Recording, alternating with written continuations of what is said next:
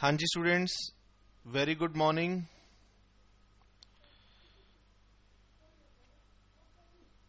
बेटे, आज हम अपनी गुडविल की सेकंड क्लास शुरू करने वाले हैं और लास्ट क्लास में हम लोगों ने डिस्कस किया था थ्योरेटिकल पार्ट कि गुडविल क्या होती है। आज हम डिस्कस करेंगे उसका प्रैक्टिकल पार्ट कि सर गुडविल की वैल्यू कैसे फाइंड की जाती है। तो सभी स्टूडेंट्स जल्दी से अपने रजिस्टर्स ओपन कर लेंगे और फिर मेरे साथ साथ सभी स्टूडेंट्स नोट करना शुरू करेंगे।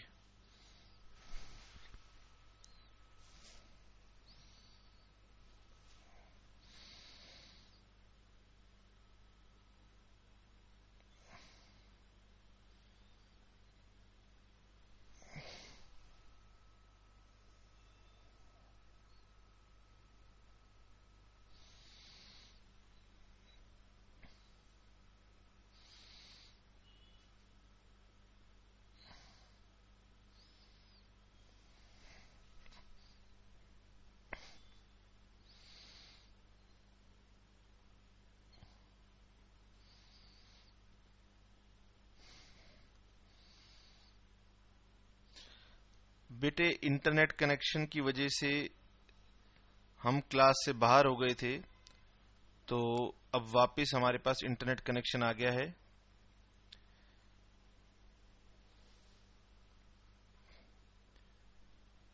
ठीक है बेटे, आज हम लोग पढ़ने वाले हैं अपनी गुडविल की सेकंड क्लास में और आज हम अपना प्रैक्टिकल एस्पेक्ट स्टार्ट करेंगे regarding valuation of goodwill.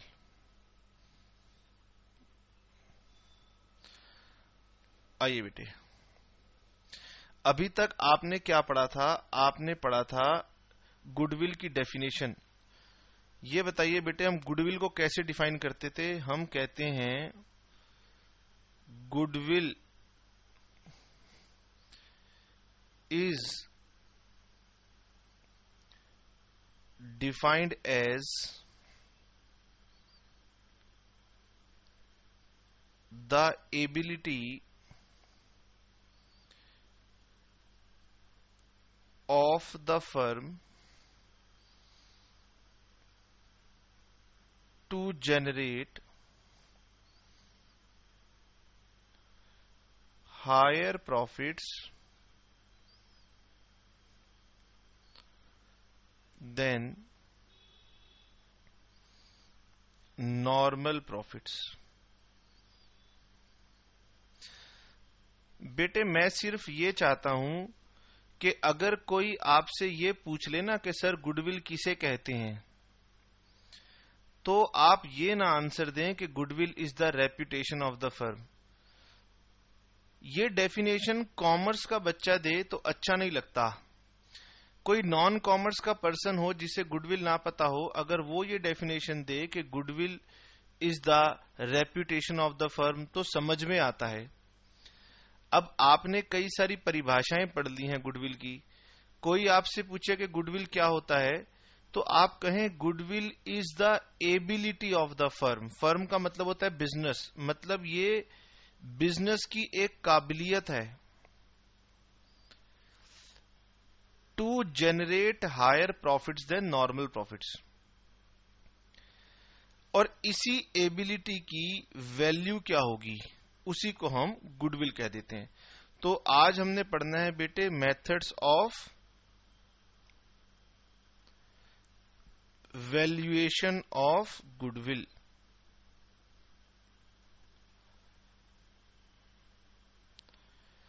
Methods of valuation of goodwill आज हम ये पढ़ेंगे।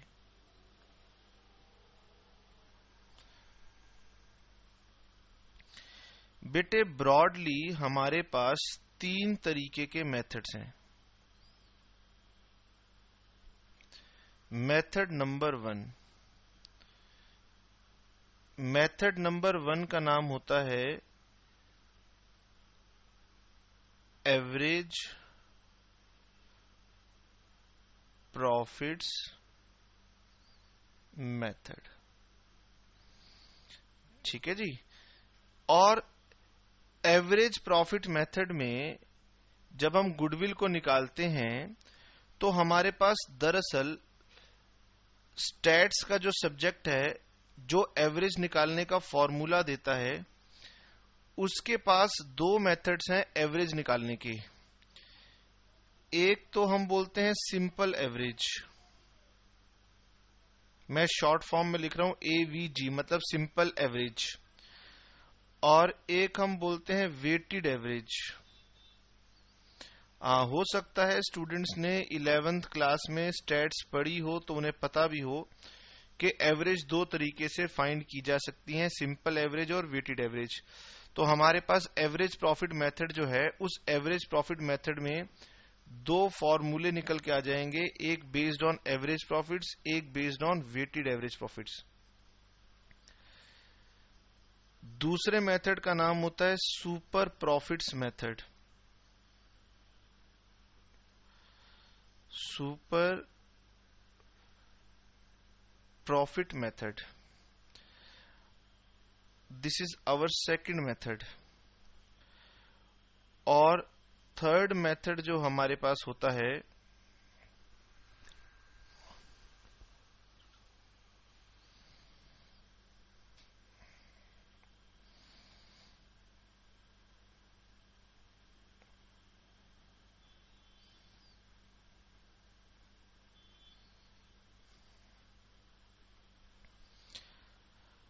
जो थर्ड मेथड बेटे हम लोगों के पास होता है, उसे हम बोलते हैं कैपिटलाइजेशन मेथड। और like average profit method, capitalization method में फिर दो पार्ट आएंगे, कैपिटलाइजेशन थ्रू एवरेज प्रॉफिट्स,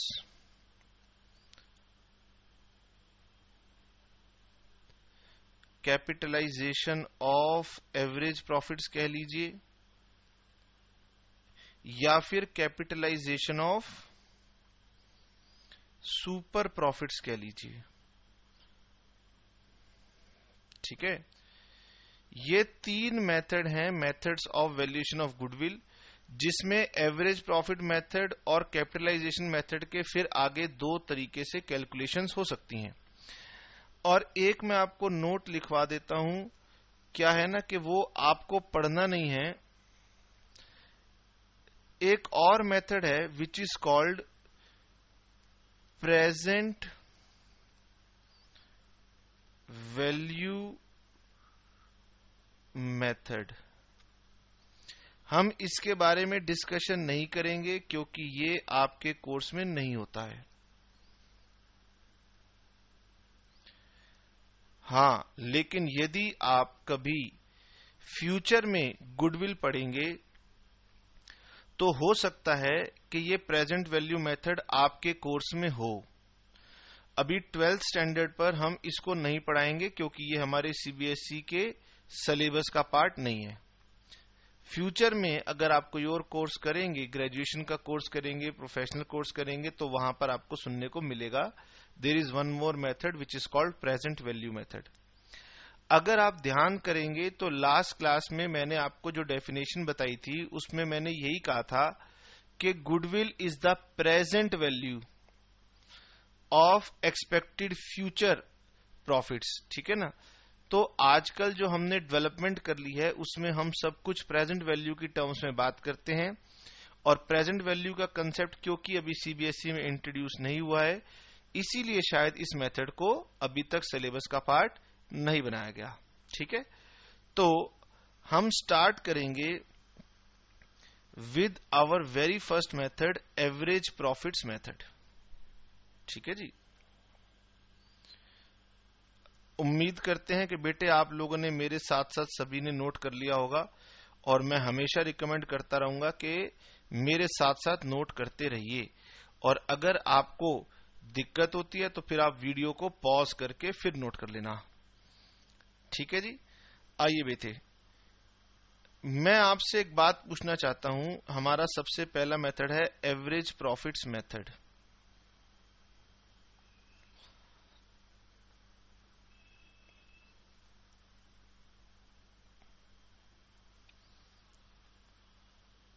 ठीक है, मैं पहले आपसे ये पूछता हूं कि आज आपने सोचा कि सर हम एक बिजनेस स्टार्ट करेंगे, एक ऑलरेडी बिजनेस चल रहा था, ये एक एग्जिस्टिंग बिजनेस था, ठीक है बेटे, मैं सिर्फ कंसेंट्रेशन बनाने के लिए डायग्राम बनाता हूं, मेरी कोई इच्छा नहीं है डायग्राम बनाने की। मैंने कहा ये एक ऑलरेडी एग्जिस्टिंग बिजनेस था और इस एग्जिस्टिंग बिजनेस के साथ में अटैच्ड कुछ कस्टमर्स भी थे।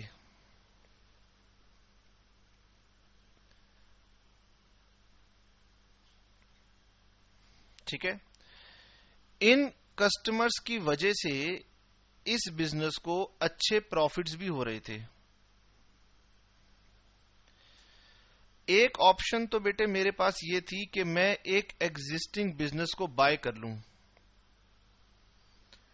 एक ऑप्शन और भी थी, एक ऑप्शन ये भी थी कि आप अपना नया बिजनेस स्टार्ट कीजिए। ये मैंने नया बिजनेस स्टार्ट कर लिया, इट इज न्यू बिजनेस। तो मेरे पास कोई भी कस्टमर नहीं है,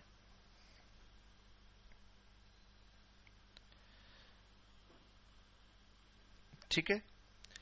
अब बेटे मेरे पास कोई कस्टमर नहीं है, मेरे पास कोई सेल नहीं है, तो मेरे पास कोई प्रॉफिट्स भी नहीं है। मेरे प्रॉफिट्स कितने हैं? 0।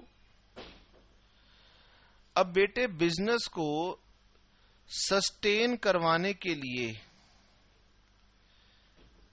मुझे कई सालों तक, लेट अस सपोज 3 इयर्स तक मुझे मेहनत करनी होगी और 3 सालों के बाद मेरे बिजनेस में भी कस्टमर जनरेट हो जाएंगे जैसे किसी और बिजनेस के अंदर कस्टमर होते हैं।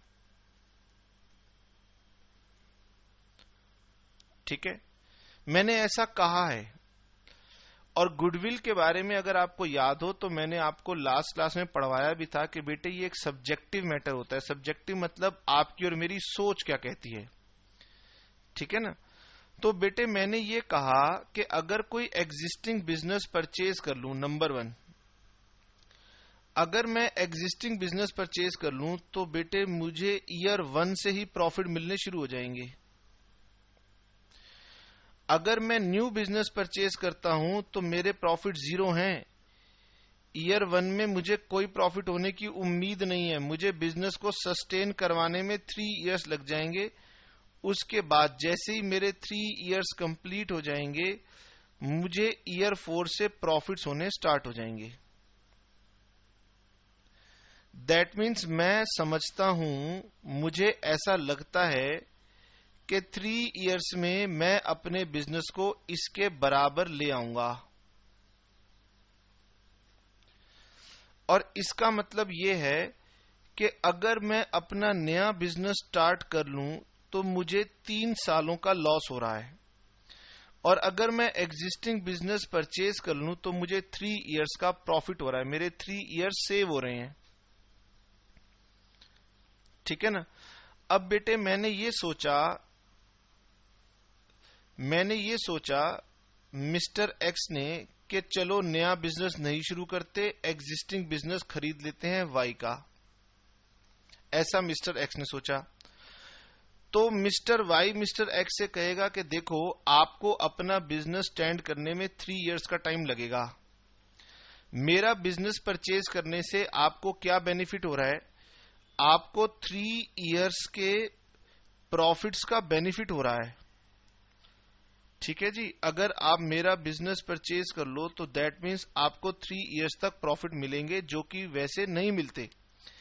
आप एक काम कीजिए, इन्हीं 3 इयर्स के प्रॉफिट्स आप मुझे दे दीजिए, क्योंकि अगर मैं कोई नया बिजनेस शुरू करूंगा तो मुझे भी 3 इयर्स तक स्ट्रगल करनी होगी। तो आप मुझे यही 3 इयर्स के पैसे दे दीजिए। बताइए बेटे, एक्स ने एक एग्जिस्टिंग बिजनेस परचेज करके क्या फायदा लेने की कोशिश की? उसने ये फायदा लेने की कोशिश की कि मुझे शुरू के 3 इयर्स में भी प्रॉफिट हो जाएं, लेकिन उसका कोई राइट नहीं बनता उन प्रॉफिट्स के ऊपर। तो वाई ने कहा मेरा बिजनेस लेंगे, आपके 3 इयर्स का प्रॉफिट्स आपको जो मिलेगा, एक्स्ट्रा मिलेगा, वो प्रॉफिट्स का मनी आप मुझे दे दीजिए, और that is called value of goodwill. ठीक है जी। Now what is the value of goodwill? अगर आपको ध्यान हो तो मैंने ये बताया था कि गुडविल का मतलब होता है excess money paid. Goodwill means excess money paid. अब वाई ने बेटे अपने बिजनेस में 5 लाख की तो इन्वेस्टमेंट कर रखी है, ठीक है ना। वाई ने अपने बिजनेस में 5 लाख रुपीस की इन्वेस्टमेंट की है, तो एक्स बेटे वाई को क्या देगा बताइए? सोच करके देखिए, एक्स वाई को जो इन्वेस्टमेंट की हुई है उसके 5 लाख रुपए तो देगा ही देगा, प्लस मैं मान लेता हूं कि वाई को 30,000 रुपीज पर एनम का प्रॉफिट होता है। कितना प्रॉफिट होता है? 30,000 पर एनम।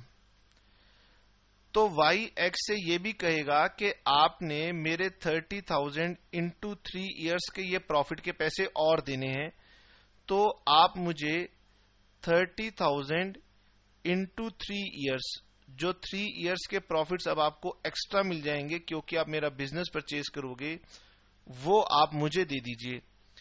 तो दैट मीन्स एक्स को 5.90 लाख रुपीस देने होंगे वाई को। अब बताइए, जो एक्सेस मनी पे किया आपने 0.90 लाख, इसी को तो मैं गुडविल कहूंगा, ठीक है ना। और इसको आपने कैसे निकाला? Profits into number of year purchase. तो गुडविल क्या होती है? गुडविल होती है एक्सेस मनी पेड ओवर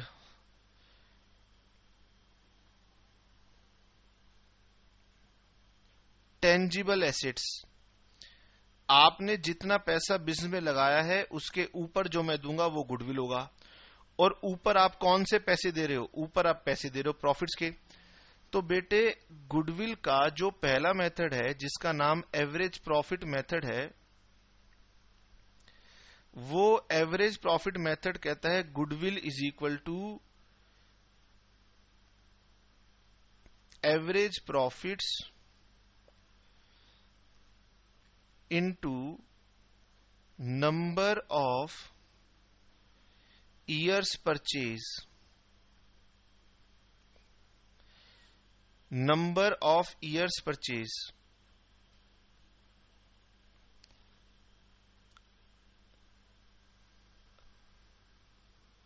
अब बेटे मैंने आपसे ये कहा था कि मैंने ऐसा माना है कि 3 इयर्स लग जाएंगे एक नए बिजनेस को, 3 इयर्स लग जाएंगे एक नए बिजनेस को इस एग्जिस्टिंग बिजनेस के बराबर आने में।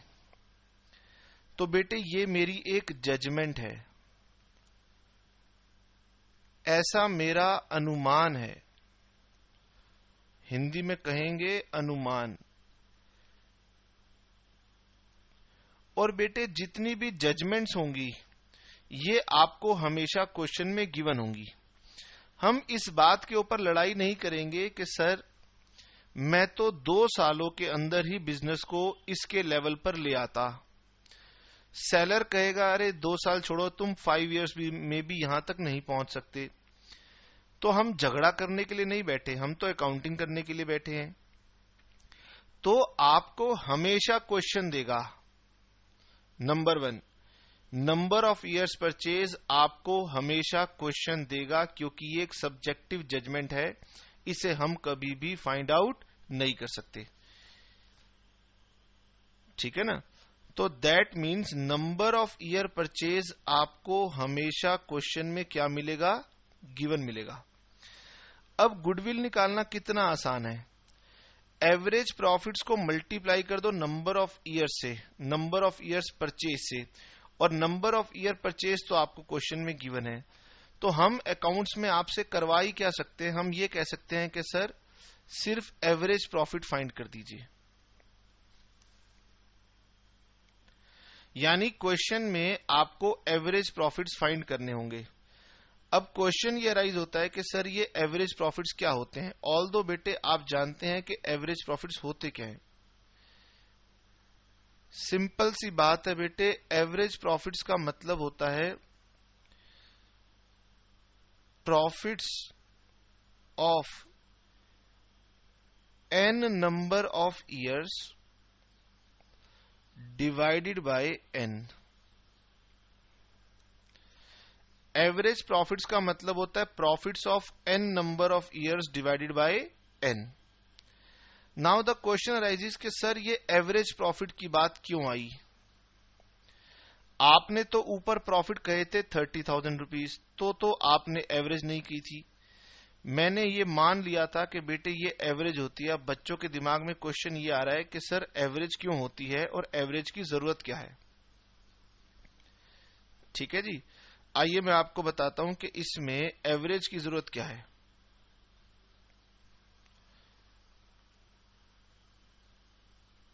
मैं आपसे कहता हूं वाई, ये बताइए लास्ट 3 इयर्स में, लास्ट 1 ईयर, 2 ईयर, 3 ईयर,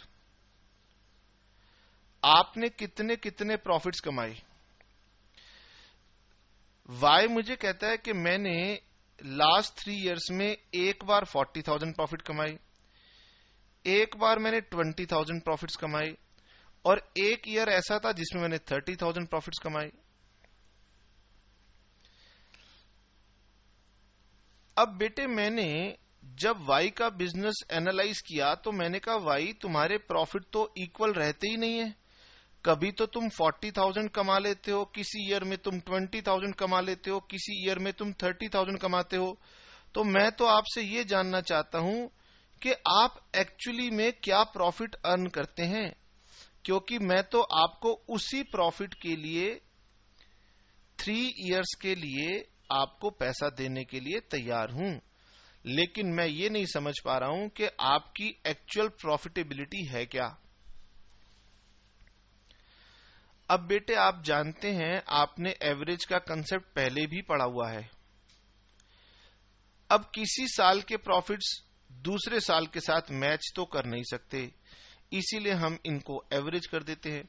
और एवरेज का मतलब होता है कि क्वेश्चन अगर आपसे कह रहा है 3 इयर्स के प्रॉफिट्स मैंने दिए, तो 40,000 प्लस 20,000 प्लस 30,000, इन तीनों की आप एवरेज निकाल दीजिए और मुझे एक कॉमन फिगर से बताइए कि आप कमाते क्या हैं। तो बेटे ये हो गया 40 प्लस 20 60 प्लस 30, ये हो गया 90,000, और 90,000 को मैंने 3 से डिवाइड कर दिया तो मेरे पास प्रॉफिट आ गया कितना, 30,000। अब बेटे मैंने प्रॉफिट लिए 30,000, और अब मैं कहूंगा कि गुडविल की वैल्यू हो जाएगी 30,000 इंटू 3, दैट इज 90,000। बोलिए क्लियर हो गया। हाँ जी सर, अगर आपको क्लियर हो गया तो मैं अब आपको बुक के पास लेकर के चलता हूं। बेटे बुक में लिखा हुआ है कि methods for valuation of goodwill होते हैं average profits method, super profit method, capitalization method. ठीक है जी। फिर लिखा है कि एवरेज प्रॉफिट मेथड में गुडविल फाइंड आउट हो सकती है, can be calculated using number A, चाहे तो आप सिंपल एवरेज से निकाल लीजिए, चाहे आप वेटेड एवरेज से निकाल लीजिए, और मैंने अभी आपके साथ सिंपल एवरेज को डिस्कस करना शुरू किया है।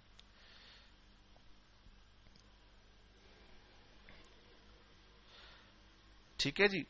ये जो सिंपल एवरेज प्रॉफिट मेथड कहता है, ये कहता है कि प्रॉफिट्स जो आपने अर्न कर लिए हैं, प्रॉफिट्स अर्नड आर टोटल्ड, उनको ऐड कर दो, उनकी एवरेज फाइंड आउट कर लो, एंड एवरेज इज डिटरमिन्ड, यानी प्रॉफिट्स की एवरेज कर लो और फिर उसे मल्टीप्लाई कर दो by number of years purchase to arrive at the value of goodwill.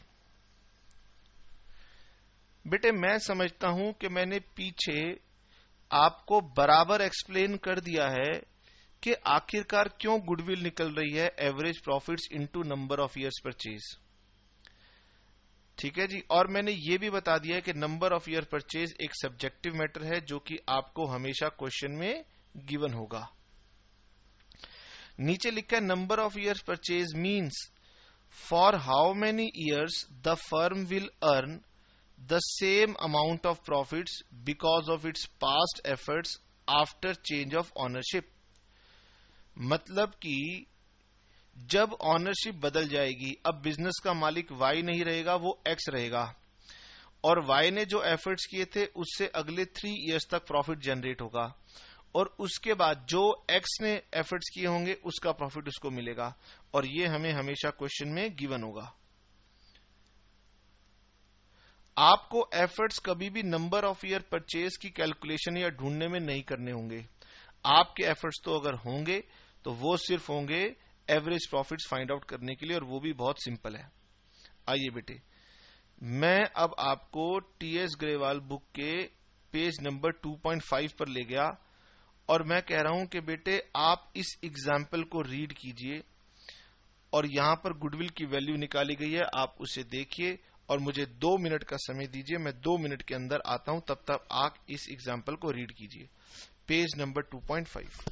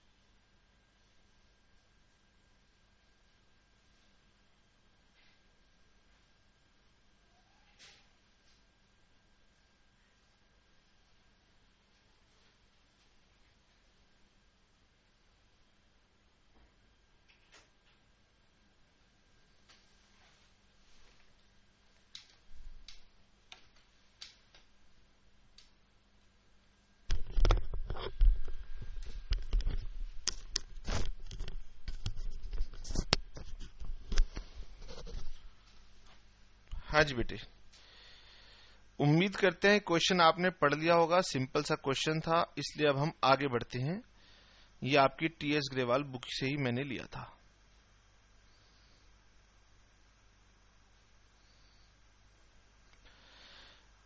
अब बेटे हमने कहा गुडविल होती है average profits into number of years purchase. Actually में क्या है कि टीएस ग्रेवाल की बुक जो आप पढ़ते हैं उसमें यदि हम ऊपर जाकर के देखते हैं तो वहां पर ना कुछ अलग से स्टेप वाइज कुछ बातें दी हुई हैं. ये देखिए, वहां दिया हुआ है कि पहले ऐसे कीजिए, फिर ऐसे कीजिए, फिर ऐसे कीजिए. तो मैंने अपने पास कुछ नोट्स तैयार कर लिए थे जिससे आपको ज्यादा अच्छा लगेगा कि एवरेज प्रॉफिट्स लेंगे multiplied by number of year purchase लेंगे. और मैं दोबारा बता देता हूं कि ये तो हमेशा क्वेश्चन में गिवन होते हैं. दैट मीन्स हमें फाइंड क्या करना होता है, एवरेज प्रॉफिट्स को फाइंड करना होता है. पहली बात, स्टेप नंबर 1, हम पहले इसी के ऊपर चर्चा करेंगे. मैंने आपको यह बता दिया है कि हम एवरेज प्रॉफिट्स लेते क्यों हैं. मैंने बताया था ना कि प्रॉफिट्स कभी तो 40,000 होंगे, कभी प्रॉफिट्स 20,000 भी होंगे, कभी प्रॉफिट 30,000 भी होंगे. तो हम इन सब को टोटल कर लेंगे और जितने नंबर ऑफ ईयर्स हैं उनसे डिवाइड करेंगे तो हमारे पास स्टैट्स कहता है एवरेज आ जाएगी. हम उस एवरेज से प्रॉफिट्स को रिप्रेजेंट कर लेंगे.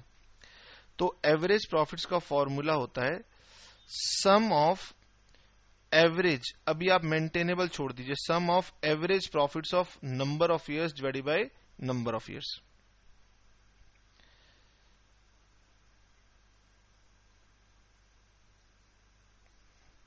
नाउ ये क्वेश्चन हम लोगों ने लिया है, बहुत सिंपल. ये हमने अपने मटेरियल में से लिया है और आप इसे स्क्रीन पर ही पढ़ करके सॉल्व कर लीजिए। आपको इसके रिगार्डिंग कुछ कॉपी करने की जरूरत नहीं है। हमने अभी तक पढ़ा, जो पढ़ा उसी के ऊपर ये बेस्ड कंसेप्ट है। Calculate amount of goodwill on the basis of 3 years purchase. अब आपने ध्यान रखना है कि कितने ईयर परचेज दी है, 3 years purchase of last 4 years average profits. Average करनी है लास्ट 4 ईयर्स की और ईयर परचेज दिया हुआ है 3। लास्ट 4 ईयर के प्रॉफिट्स भी आपको दिए हुए हैं।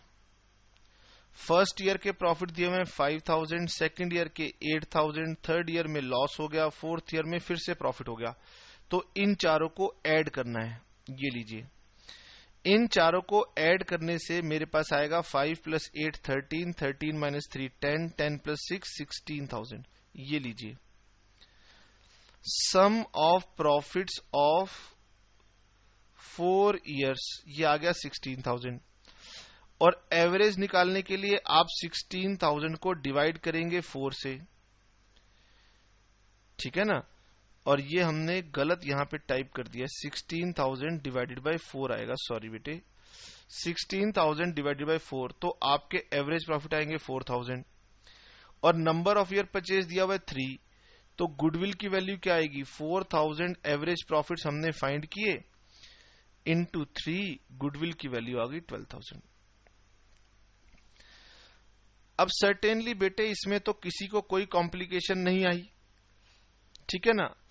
अब हम इसके बाद कुछ और भी कंसेप्ट ऐड करेंगे, ठीक है।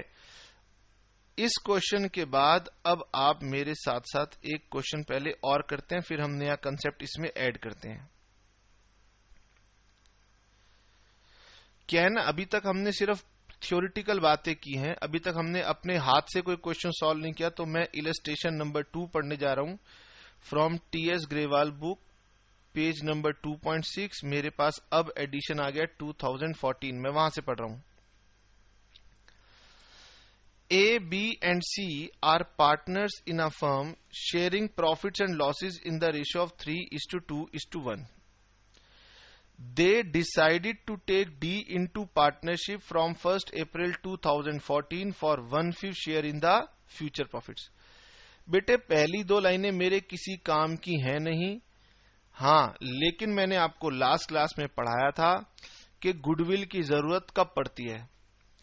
गुडविल की जरूरत पड़ेगी जब प्रॉफिट शेयरिंग रेशियो चेंज होगी, जब नया पार्टनर एडमिट होगा, जब कोई पार्टनर रिटायर होगा, जब किसी पार्टनर की डेथ हो जाएगी, जब हम पार्टनरशिप का बिजनेस सेल करेंगे, जब हम किसी के साथ बिजनेस एमलगमेट करेंगे, जब कोई हमारा बिजनेस टेक ओवर करेगा। इन सारे सर्कमस्टांसिस में गुडविल की वैल्यू निकाली जाती है। इसलिए ऊपर की 1-2 लाइन तो ये लिखने में चली जाएंगी कि हो क्या रहा है, तो मुझे इसके होने से फर्क नहीं पड़ता, एक्टिविटी कुछ भी हो, मुझे तो गुडविल की वैल्यू निकालनी है। For this purpose goodwill is to be valued at twice the average annual profits of previous 3 और 4 years whichever is higher. बेटे पहली बात तो आप ये समझ लो कि आपके पास क्योंकि 3 मेथड होते हैं, इसलिए ये काम तो क्वेश्चन का ही है ना कि वो बताएगा कि कौन से मेथड से आप गुडविल फाइंड करेंगे। तो वो कह रहा है goodwill is valued at twice. Twice मतलब डबल कर देना, तो मैं कहता हूं ये नंबर ऑफ ईयर परचेज हो गया 2। ट्वाइस का मतलब क्या हो गया, क्यों डबल करने को कह रहा है वो, इसका मतलब नंबर ऑफ ईयर परचेज 2 है। किसको डबल कर देना, एवरेज निकालना, किसकी, अपने प्रॉफिट्स की। तो ये लाइन जस्टिफाई कर रही है कि ये एवरेज प्रॉफिट्स मेथड की तरफ इशारा कर रहा है। सर अब एवरेज कितने सालों की ली जाए, तो क्वेश्चन कहता है या तो 3 इयर्स की एवरेज ले लेना या 4 इयर्स की एवरेज ले लेना। अब सर 3 लूं या 4 लूं, तो क्वेश्चन कह रहा है दोनों में से जो हायर हो वो ले लेना। मैंने कहा ठीक है। इसका मतलब गुडविल के मेथड में कोई चेंज नहीं है, केवल एवरेज के अंदर उसने मुझे एक बात कह दी है, ठीक है। क्वेश्चन की बात को मानेंगे, कैलकुलेट वैल्यू ऑफ गुडविल, मेरे साथ साथ लिखेंगे सॉल्यूशन।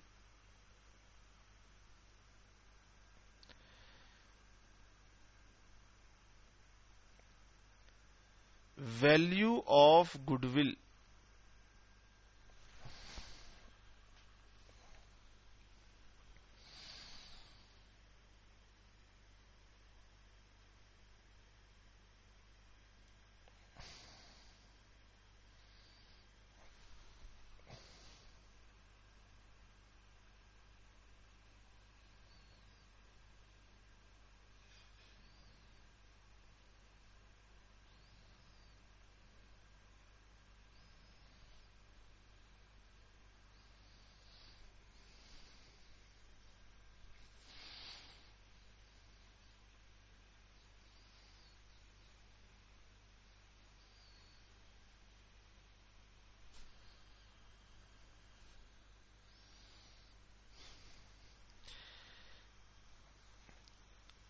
हाँ जी बेटे, ये बहुत अपसेट करने वाला है कि बार बार इंटरनेट कनेक्शन प्रॉब्लम कर देता है।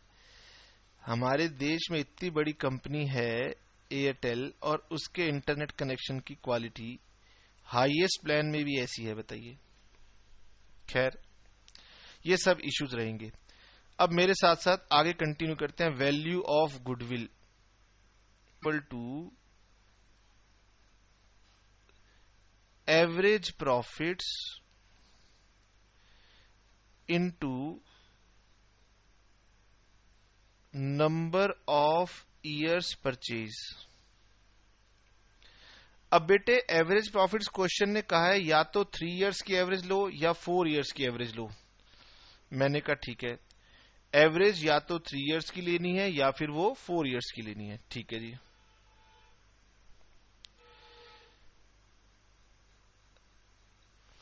नीचे लिखा वर्किंग नोट।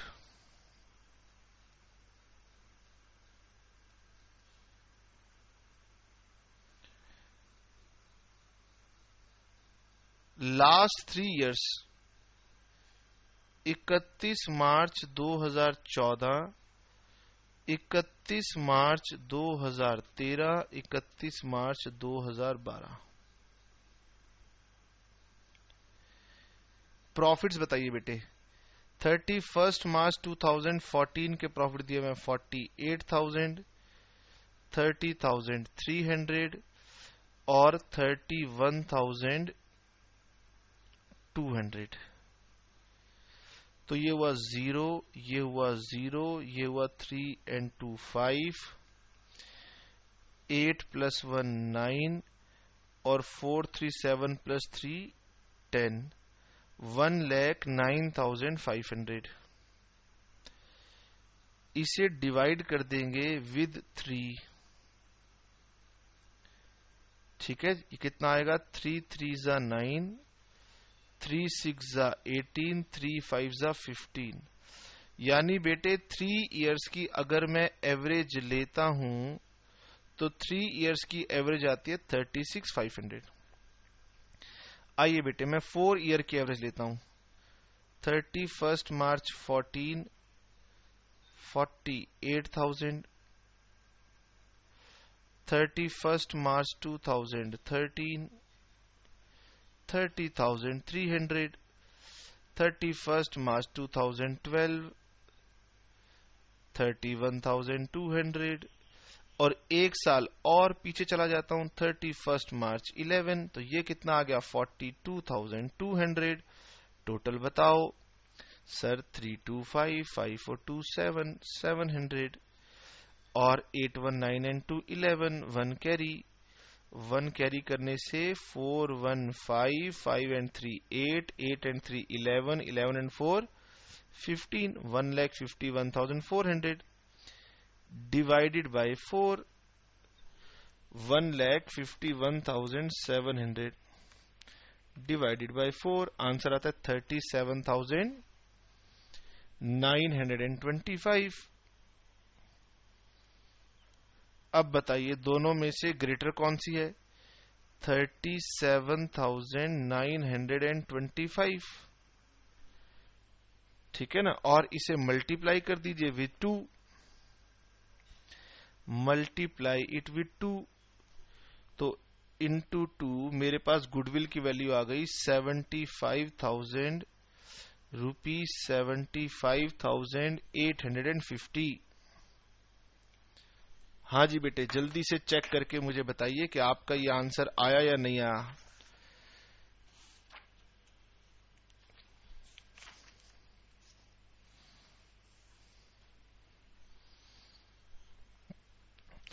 आ गया सर, वेरी वेरी गुड। आगे बढ़े।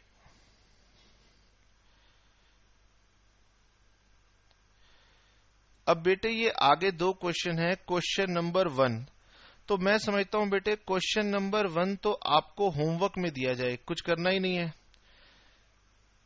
Goodwill is to be valued at 3 year purchase, तो मल्टीप्लाई कर देना with 3 of 4 years average profit, तो सम ऑफ प्रॉफिट्स निकाल करके उसे 4 से डिवाइड कर देना। ये तो बहुत सिंपल है।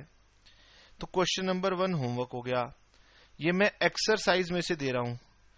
एक्सरसाइज कौन से पेज पर है? आपकी टीएस ग्रेवाल की बुक एडिशन 2014 में एक्सरसाइज पेज नंबर 2.16 पर है। Page number 2.16।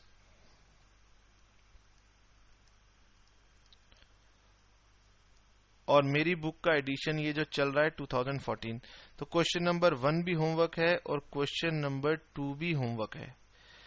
इसमें भी on the basis of 3 year purchase है of average profits of preceding 5 years. ठीक है, इसमें कुछ भी दिक्कत नहीं है, ये भी होमवर्क हो गया।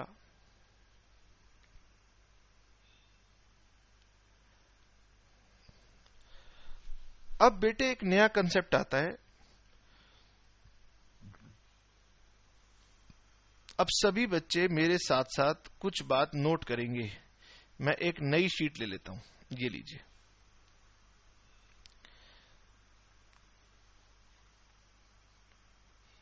बेटे ये मैंने टाइम को डिफाइन किया है और ये मेरी करंट डेट है। करंट डेट का मतलब होता है today. Current that means today. और ये एक बिजनेस की टाइमलाइन है।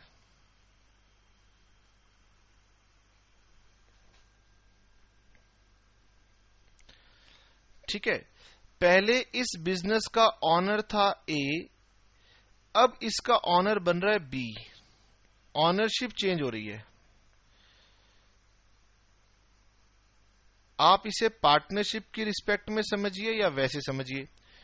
और बी जो है, इस ऑनरशिप चेंज होने की वजह से ए को गुडविल के मनी दे रहा है। अब बेटे जब गुडविल के लिए प्राइस देगा तो ये पूछेगा कि ये बताइए लास्ट 3 इयर्स, ये पीछे के 3 इयर्स मैंने बनाए। वो कहता है कि ये बताइए कि आपने इन 3 इयर्स में क्या प्रॉफिट अर्न किए थे। इसको हम बोलते हैं एवरेज प्रॉफिट्स। हाँ, मेरी बातों को बेटे ध्यान से सुनना। अगर आपने यहां पर कुछ मिस किया तो फिर आपको दिक्कत होगी, क्योंकि अब मैं एक नई चर्चा की तरफ जाने वाला हूं। बेटे बी ने ए से क्वेश्चन किया कि बताइए आपके एवरेज प्रॉफिट्स कितने थे, और बी कह रहा है क्योंकि अब फ्यूचर में इसका ऑनर मैं बन जाऊंगा तो ये जो फ्यूचर के प्रॉफिट्स मुझे मिलेंगे इसी के लिए तो मैं आपको मनी दे रहा हूं। और ये क्या है? गुडविल। ठीक है, यानी फ्यूचर में जो प्रॉफिट्स मिलेंगे, अब फ्यूचर तो अनसर्टेन होता है, तो फ्यूचर के प्रॉफिट्स को हम किस बेस पर एस्टिमेट करते हैं? On the basis of past profits. ठीक है, नाउ द क्वेश्चन अराइजेस, क्या पास्ट में कुछ ऐसे प्रॉफिट्स थे जो कि फ्यूचर में ना होंगे? अगर पास्ट में कोई ऐसे प्रॉफिट्स थे जो फ्यूचर में नहीं होंगे तो क्या बायर को उसके पैसे भी सेलर को देने चाहिए? The answer is no. In simple terms, मैं ब्लाइंडली पिछले सालों की प्रॉफिट्स को एवरेज करके पैसे नहीं दे सकता। मुझे यह चेक करना होगा कि मेरे लिए फ्यूचर में कौन से प्रॉफिट्स रेलिवेंट हैं। अगर कोई प्रॉफिट्स फ्यूचर में रेलिवेंट होंगे तो मैं उसका मनी दूंगा, अदरवाइज मैं मनी नहीं दूंगा। इसका मतलब ये कि मैं सिंपली एवरेज प्रॉफिट से गुडविल नहीं निकालता हूं, मैं प्रॉफिट्स को कन्वर्ट कर देता हूं, प्रॉफिट्स में कुछ सुधार कर देता हूं और फिर इस प्रॉफिट्स को नाम दे दूंगा average maintainable profits. In future, और इसे हम आगे चल के शॉर्ट फॉर्म में फ्यूचर के लिए एफ, मेंटेनेबल के लिए एम, और profits future maintainable profits FMP average भी कहेंगे।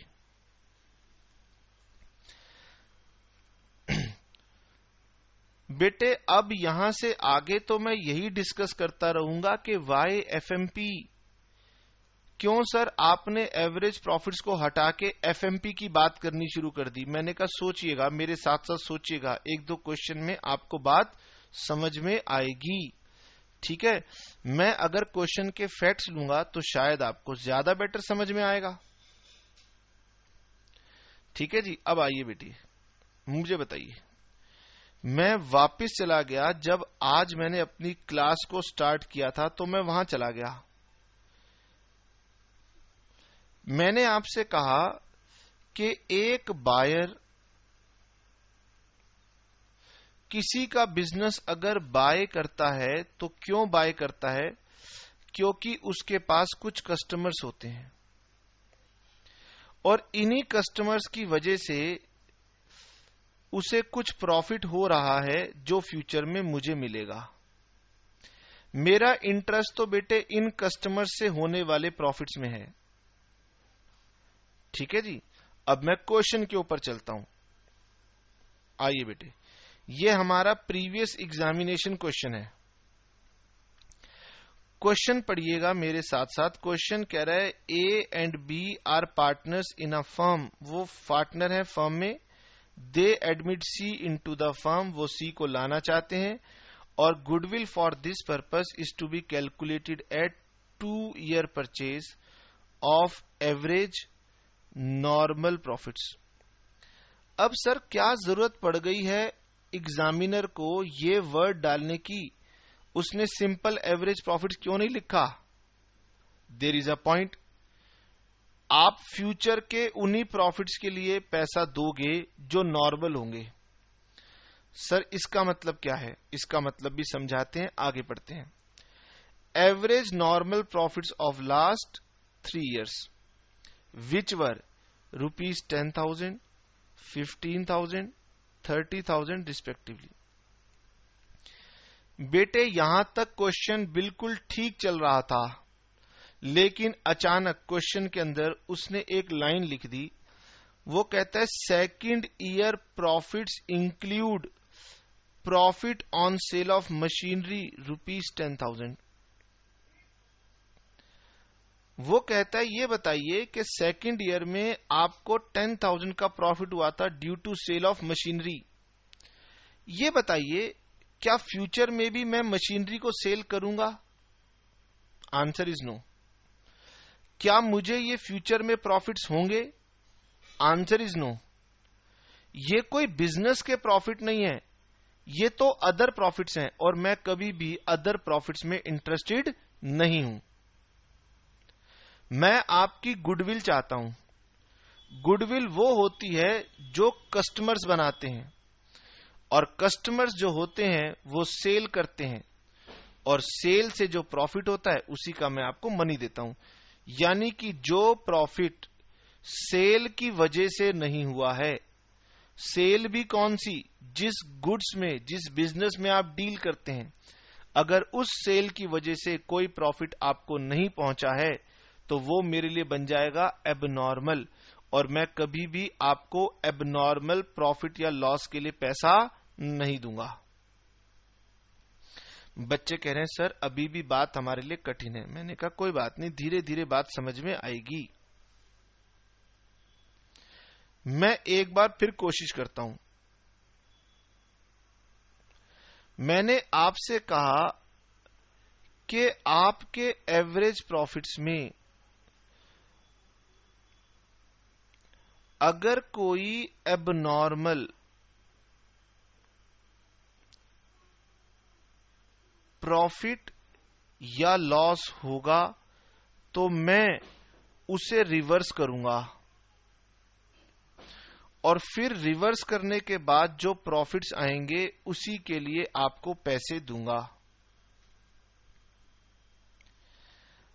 अब क्वेश्चन ये आता है कि सर एबनॉर्मल क्या है। एबनॉर्मल का मतलब हो गया नॉट अ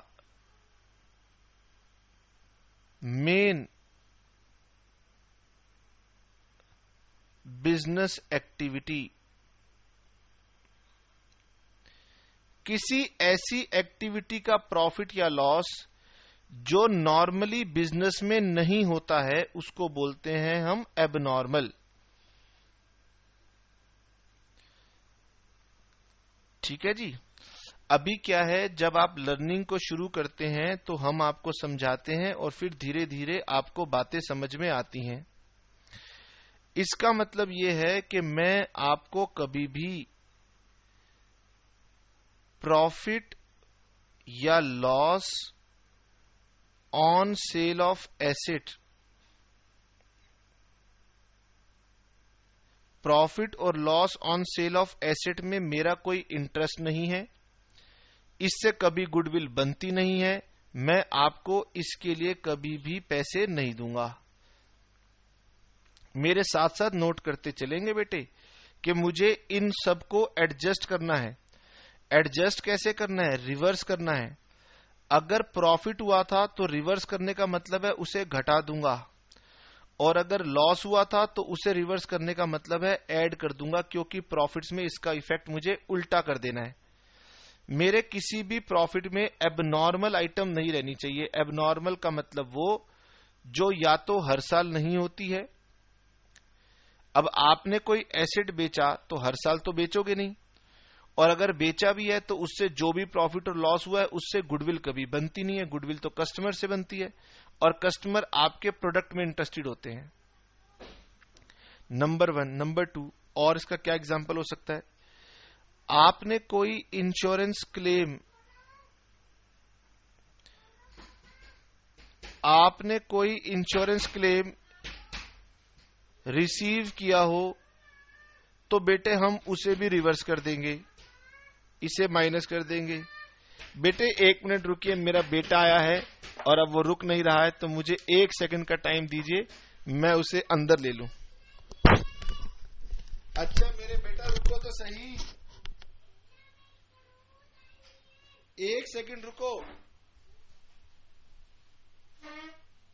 1 सेकंड रुकना होगा।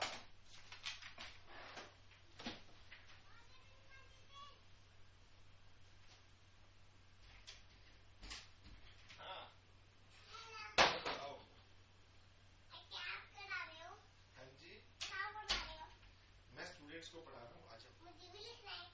अभी रुको, अभी मैं पढ़ाऊंगा, उसके बाद आप लिखना। मुझे भी पढ़ाना है। जब मैं अपना सम करवा लूंगा फिर आप करवाना, ठीक है? तब तक आप अपने क्लोथ चेंज कर लो। आप कराओगे तो पहले आप जाओ, मामा से आप चेंज करके आओ। बाद में करूंगा। अच्छा, आप स्टूडेंट्स को तब तक हेलो कह सकते हो। हेलो। आप स्टूडेंट्स को बोलो हेलो। हेलो। स्टूडेंट्स कह रहे हैं कि नमन जी दिख नहीं रहे। मैं दिख रहे हो ना? हाँ। अब स्टूडेंट्स कह रहे हैं आप अपनी यूनिफॉर्म चेंज करके आओ, फिर हम आपसे पढ़ेंगे, ठीक है? पहले मैं बाद में कर लूंगा स्टूडेंट्स।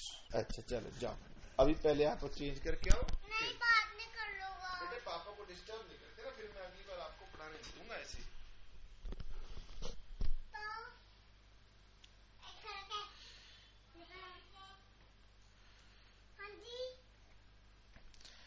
हाँ जी बेटे, अगर कोई इंश्योरेंस क्लेम मिला होगा तो ये भी एबनॉर्मल आइटम हो जाएगी। अगर आपको इंटरेस्ट या डिविडेंड रिसीव हुआ है ऑन इन्वेस्टमेंट्स, तो बेटे ये भी एबनॉर्मल इनकम कहलाएगी, क्योंकि ये आपकी सेल परचेज ऑफ गुड्स की इनकम नहीं है, ठीक है? इसी तरह से अगर profit on sale of investment हुआ है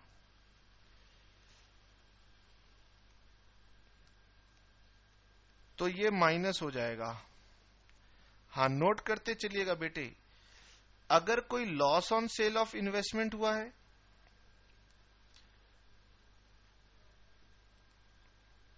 तो वो प्लस हो जाएगा, क्योंकि लॉस की वजह से प्रॉफिट डिक्रीज हुए थे। अब मैं रिवर्स करूंगा तो वो इंक्रीज हो जाएंगे। अगर कोई वॉलंटरी रिटायरमेंट कंपेंसेशन दिया था, वॉलंटरी रिटायरमेंट कंपेंसेशन अगर दिया था तो उसे रिवर्स करेंगे। अब बेटे हम इसके लिए बहुत लंबी लिस्ट नहीं देंगे क्योंकि सीबीएसई इसमें बहुत ज्यादा डिटेल में नहीं जाती और ये धीरे धीरे प्रैक्टिस से भी समझ में आती है। पहले आप इतना नोट कर लें।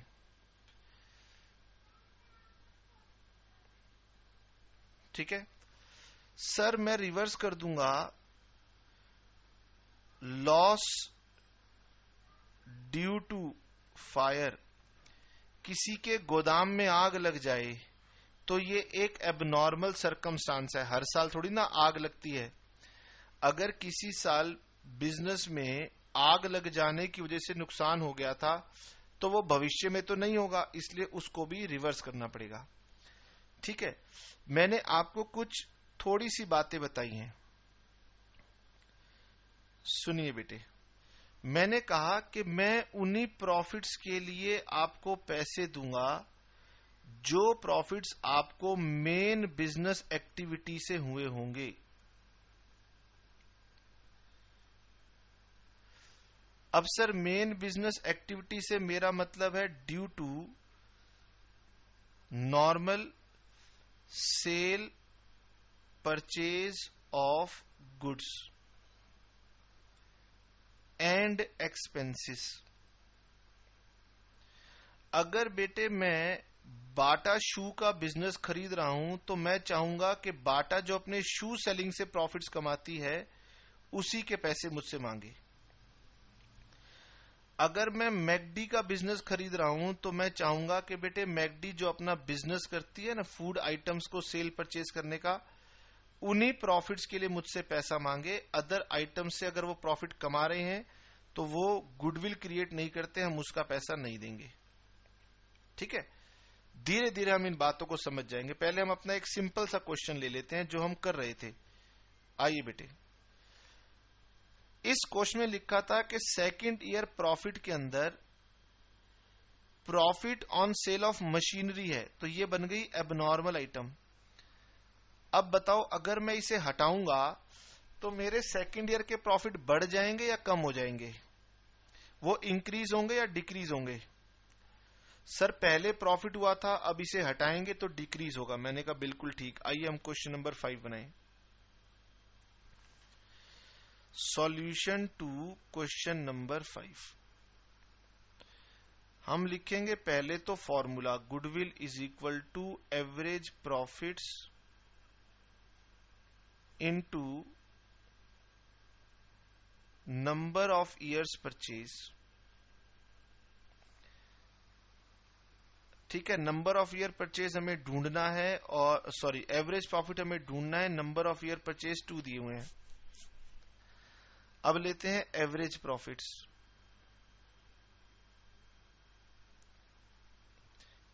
फर्स्ट ईयर के एवरेज प्रॉफिट्स कितने दिए हुए थे? 10,000। तो इसमें तो कोई भी आइटम एडजस्ट करने के लिए दी नहीं हुई, प्लस सेकंड ईयर के प्रॉफिट कितने थे? 15,000। अब बेटे एक बात और बता दूं कि जो स्टूडेंट ज्यादा होशियार होंगे उनका माइंड पहले ही क्लिक कर जाएगा। वो कहेगा कि अगर एग्जामिनर ने कुछ लिखा है तो वो इसीलिए लिखा होगा क्योंकि वो एबनॉर्मल आइटम होगी और एबनॉर्मल आइटम को रिवर्स कर देना है। अब क्वेश्चन में लिखा है कि सेकंड ईयर के प्रॉफिट में इंक्लूड है, तो यानी सेकंड ईयर में एक एबनॉर्मल आइटम है। Profit on sale of machinery, second year के प्रॉफिट में एक एबनॉर्मल प्रॉफिट इंक्लूड है जिसे हटाना है। तो एबनॉर्मल प्रॉफिट हटाने का मतलब है उसे माइनस कर दो। ये कितना हो गया? 10,000। ठीक है, और थर्ड ईयर के अंदर कोई एबनॉर्मल आइटम नहीं है तो वो वाले प्रॉफिट तो पूरे के पूरे ले लो, 30,000। ये लीजिए और इसको डिवाइड कर दीजिए विद 3।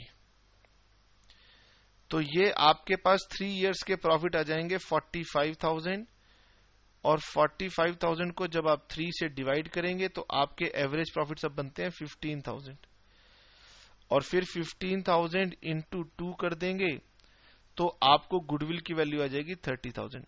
बस ये छोटा सा क्वेश्चन करना था। हाँ, find out the value of goodwill on C's admission हो गया।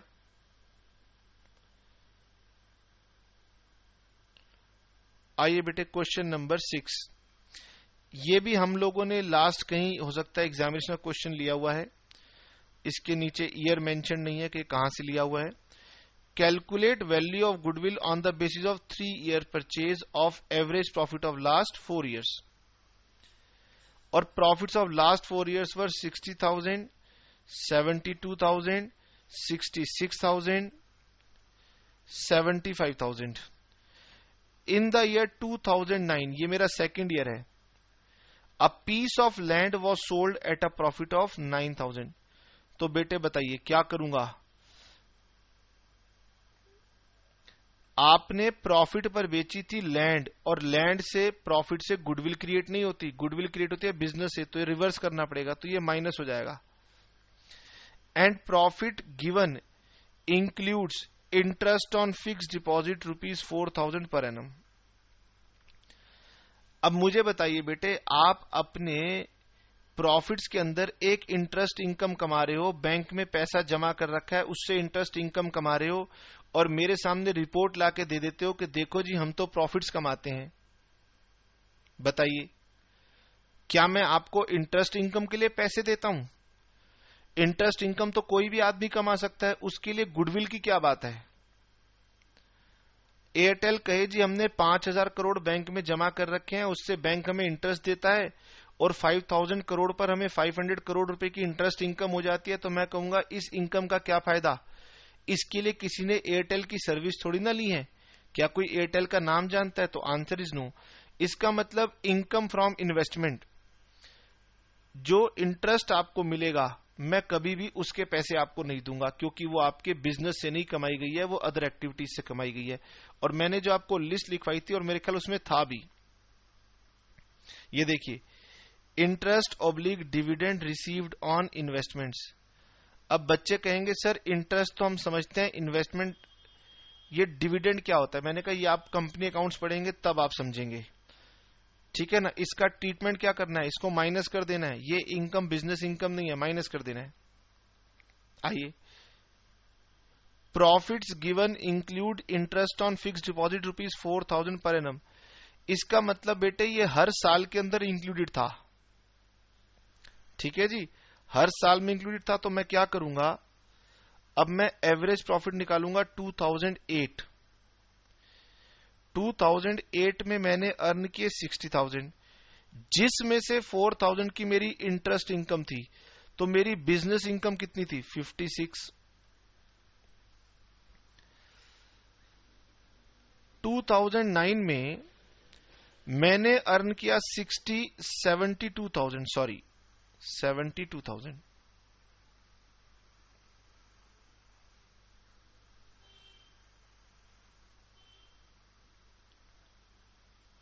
और 72,000 में मेरे पास दो एबनॉर्मल प्रॉफिट्स हैं। एक तो प्रॉफिट 9,000 रुपीज का, जो कि लैंड की सेल पर हुआ है, और एक 4,000 का इंटरेस्ट। तो 13,000 यहां से माइनस कर दूंगा।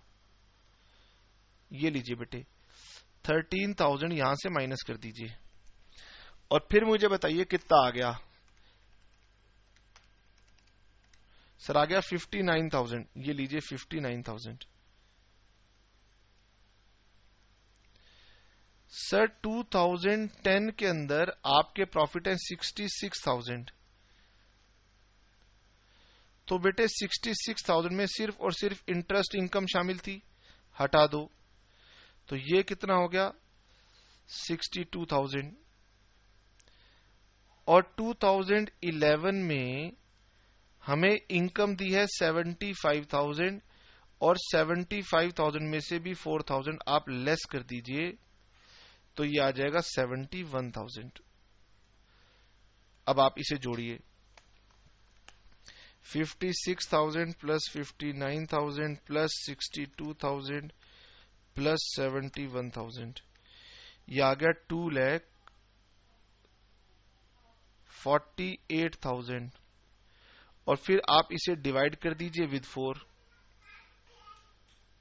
डिवाइड इट विद 4, आपके एवरेज प्रॉफिट्स आ गए 62,000।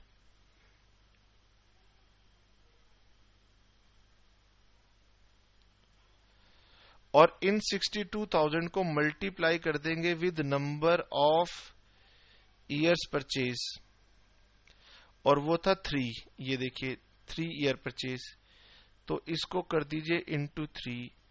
आपकी गुडविल की वैल्यू आती है 1,98,000। ये लीजिए। सर क्या हम पढ़ने के लिए कोई क्वेश्चन होमवर्क में ले सकते हैं? आप पढ़ने के लिए एक आधा क्वेश्चन होमवर्क में मुझसे ले सकते हैं। ठीक है जी, कौन सा क्वेश्चन सर लिया जाए? बेटे मैं एक सेकंड आपको दिखा रहा हूं, आपने कौन सा क्वेश्चन ट्राई करना है, फिर हम अगली क्लास में इसके बारे में और डिस्कशन करेंगे। एक आपके पास इलस्ट्रेशन नंबर 1 है, from T.S.. Grewal, illustration number 1। एक फेमस क्वेश्चन है, ऑलमोस्ट हर एक बुक्स में दिया हुआ है, इलस्ट्रेशन नंबर 1। आप ये पढ़ेंगे। ये एक होमवर्क हो गया। इससे पहले एक दो क्वेश्चन आपको और होमवर्क दिए हुए थे हमने। इसमें वो बता रहा है कि मेरे 80,000 के प्रॉफिट में इंक्लूड हो रखी है एबनॉर्मल गेन। गेन का मतलब होता है इनकम, और मुझे एबनॉर्मल को रिवर्स करना होता है, तो गेन को रिवर्स करने का इफेक्ट होगा, माइनस करना पड़ेगा। सेकंड ईयर में दिया है आफ्टर चार्जिंग एबनॉर्मल लॉस, तो एबनॉर्मल लॉस को रिवर्स करूंगा तो वो प्लस हो जाएगा। ठीक है जी। और 90,000 रुपीस का मेरा प्रॉफिट है, जिसमें मैं इंश्योरेंस नहीं करवाता था, जो मुझे भविष्य में करवानी पड़ेगी, तो इसे आप माइनस कर देंगे। ये भविष्य का खर्चा है, ये आप लेस कर देंगे। और आपको बता दूं बेटे, इतने ज्यादा कठिन सवाल नहीं आते, कि बेसिक हैं और यही एग्जाम में आएंगे। कहीं आपको लगे सर पता नहीं इसमें कौन कौन से नए पॉइंट आ जाएंगे, किसको एबनॉर्मल कहते हैं, नहीं, मैं 2-4 आइटम लिखवा दूंगा, वही सीबीएसई के लेवल पर डील होंगी, उससे ज्यादा डील नहीं होंगी। ठीक है, तो आज मेरे ख्याल से यही आपके लिए होमवर्क है, आप इसे कर लीजिए। बाकी हम नेक्स्ट क्लास में इसी टॉपिक के साथ अपनी डिस्कशन को स्टार्ट करेंगे।